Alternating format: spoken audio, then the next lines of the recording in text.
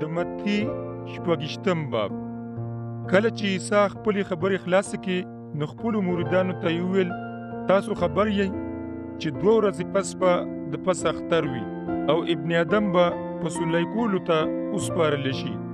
بیا مشران کاهنان او د قوم مشران د مشر کاهن کایفا په ماړی کې جرګه شول او هلته هغوی دا سازش کولو چې عیسی په څه ټګۍ ونیسو او مړ یې کړو.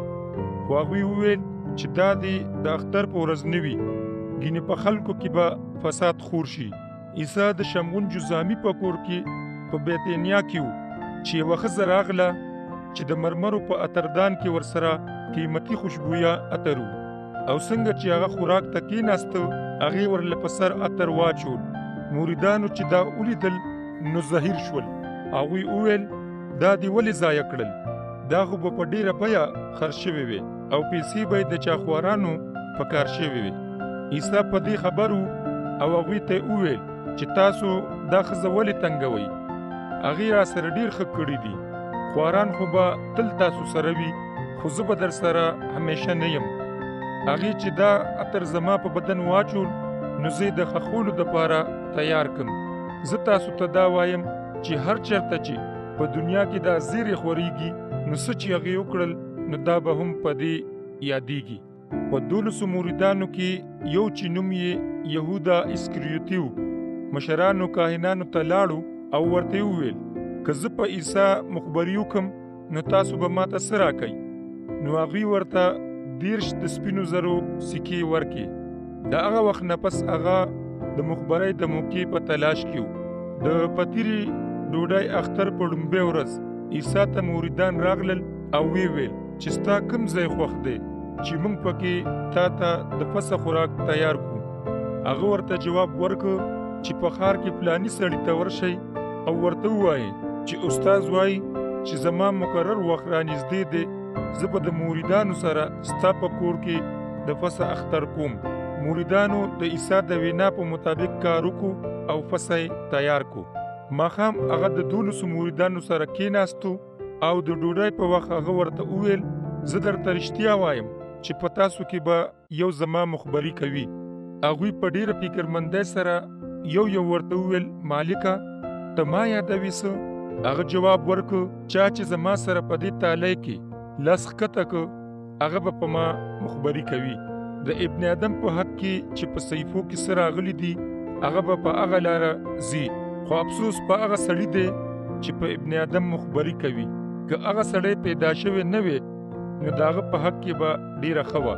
بیا یهودا څوک چې مخبر و ورته یې وویل ربي ته ما یادوي څه؟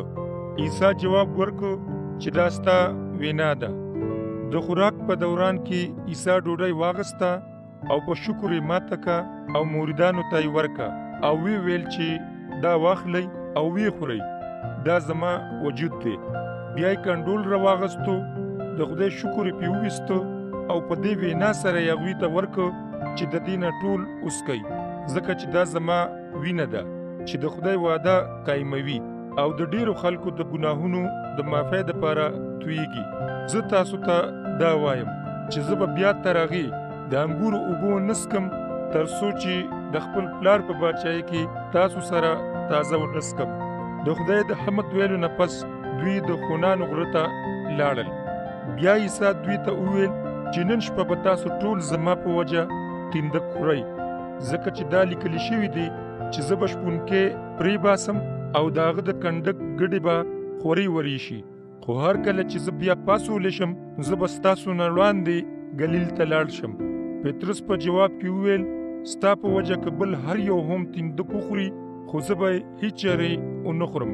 عیسی هغه ته وویل چې زه تا ته وایم چې نن شپه د چرګ د بانګ نه اګاهو به ته 3 ځله زما نه انکاري شي. پطرس ورته وویل که زه تا سره مړ هم شم خو ستا نه به هیڅ چېرې انکاري نه شم.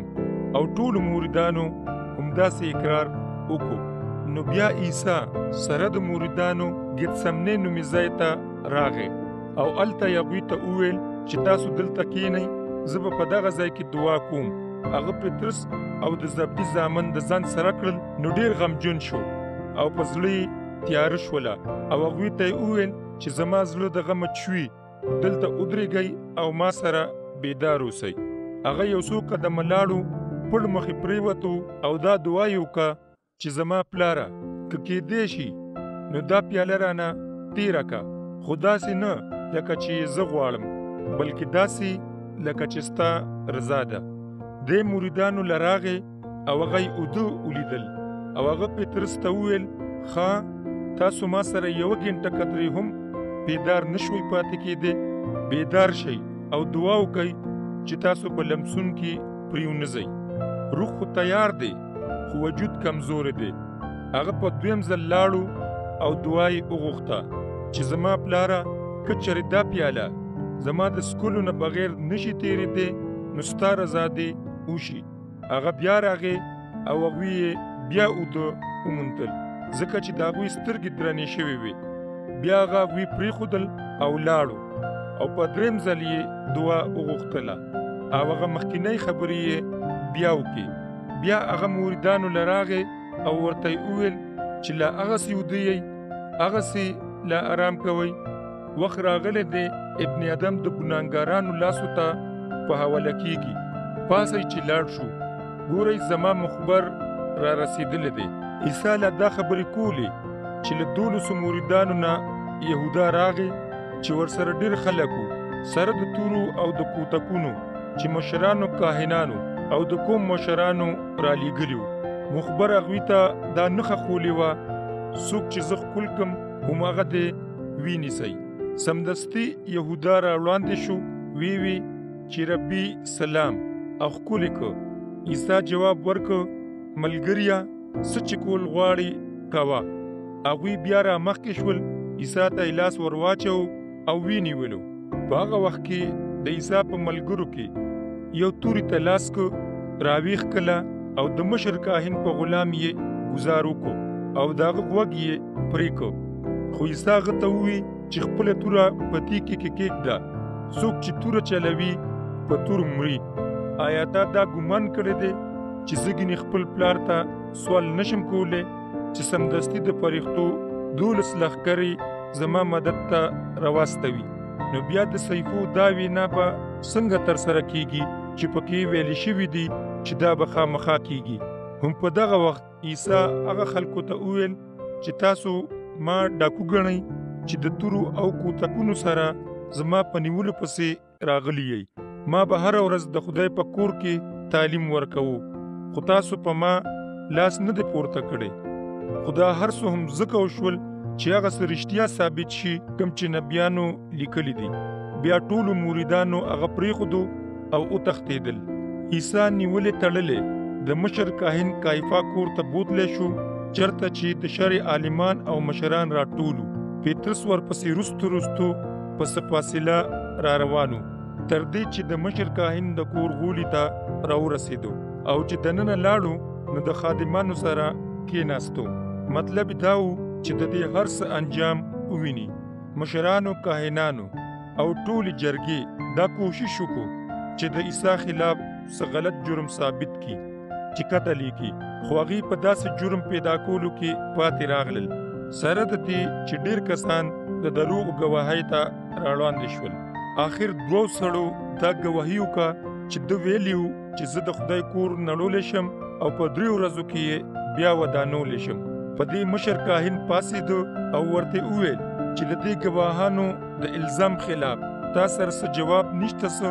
خو عیسی چپ پاتې شو. نو بیا مشر کاهن وویل چې زه د ژوندي خدای سوګند در کوم چې ووایه ته په رښتیا مسیح د خدای زوی یې که نه؟ عیسی جواب ورکړ چې دا ستا وینا ده، خو زه تاسو ته دا وایم چې د نن نه پس به تاسو ابن ادم د خدای ښي لاس ته ناست او د اسمان په وریځو کې په راتلو ووینئ. په دې وینا مشر کاهن خپلې جامې وشلولې او ویل چې دی کفر وایي. د دې نه پس هم د نورو ګواهانو حاجت شته څه؟ تاسو دا کفر واورېده، ستاسو څه رایه ده؟ هغوی جواب ورکړ چې دی مجرم دی، قتل دې کړی شي. بیا هغوی د هغه په مخ وتوکل او په سکونو یې ووهلو او ځینو په څپېړو ووهلو او ویل یې ای مسیح که ته په رښتیا نبي یې نو دا راته ووایه چې چا ووهلې. په دې دوران کې پطرس بهر په غولو کې ناست و چې یوه وینځه ورغله او ورته وویل ته خو هم د ګلیل د عیسی سره وې. خو پطرس د ټولو په مخ کې منکر شو او دای ووی چې نه پوهېږم دا تاسو څه وایئ. بیا هغه د ډیوډۍ په لور روان شو او هلته یو بلې وینځې چې هغه ولیدو نو موجوده خلکو ته یې وویل چې دا سړی هم د عیسی ناصري سره و. یو ځل بیا هغه منکر شو او په سوګندونو شو چې زه دا سړی نه پیژنم. څه شېبه پس یو څو تماشګیر راغلل او پطرس ته یې وویل چې یقیناً ته د هغوی نه یو یې ځکه چې ستا د لهجې نه دا معلومیږي. په دې هغه په خیرو سر شو او قسمونه یې وخوړل چې زه دا سړی نه پیژنم. په دغه وخت یو چرګ بانګ وویلو او پطرس ته د عیسی هغه خبره رایاده شوه چې ویلي وو چې د چرګ د بانګ نه مخکې به ته زما نه 3 ځله انکاري شي. هغه بهر ووتو او په چغو چغو یې وجړل.